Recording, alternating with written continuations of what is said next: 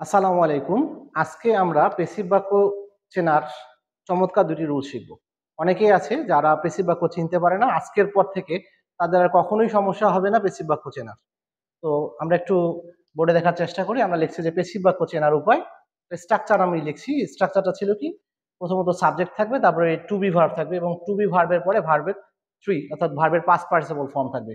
যদি এই স্ট্রাকচারে কোনো বাক্য থাকে তাহলে সেই বাক্যটাকেই আমরা পেসিভ বাক্য বলবো। আর যারা টু বি ভার্ব চেনে না তাদের জন্য আমি এখানে টু বি ভার্বগুলো একটু লিখছি যে টু বি ভার্ব কোনগুলা। টু বি ভার্ব হচ্ছে am, is, are, was, were, be, been, being.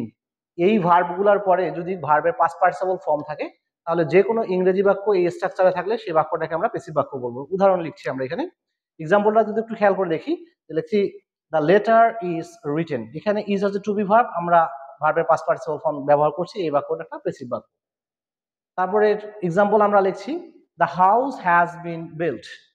Built, B U I L D, ওটা ছিল আমাদের প্রেজেন্ট ফর্ম, তার পাস্ট ফর্মও এটা, পাস্ট পার্টিসিপল ফর্মও হচ্ছে বিল্ট, বিইউআইএলটি। তাছাড়াও কখনো কখনো আমাদের বাংলা বাক্য চেনার প্রয়োজন হয় যে বাংলা বাক্যটা অ্যাক্টিভ বাক্য না প্যাসিভ বাক্য। তো সেক্ষেত্রে বাংলা বাক্য চেনার উপায় আমরা শিখছি এখানে যে মূল ক্রিয়ার মাঝখানে একটা অতিরিক্তভাবে আবিভক্তি থাকবে এবং বাক্যে হয় জাতীয় একটা ক্রিয়া থাকবে। যদি আমরা এইভাবে দেখি যে কোনো বাক্যের মধ্যে আর বিভক্তি আছে এবং বাক্যে হয় জাতীয় ক্রিয়া আছে তাহলে সেই বাক্যটাকে আমরা পেসিভ বাক্য বলবো। উদাহরণ লিখছি যে কাজটি করা হয়েছে। এখানে করো ছিল আমাদের মূল ক্রিয়া, এখানে আবিভক্তি যুক্ত হয়ে কর হয়ে গেছে করা, আর হয়েছে এটা হয় জাতীয় ক্রিয়া।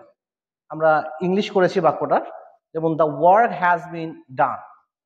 আবার অনুরূপভাবে আরেকটা উদাহরণ আমরা লিখছি যে বইটি লিখা হচ্ছে।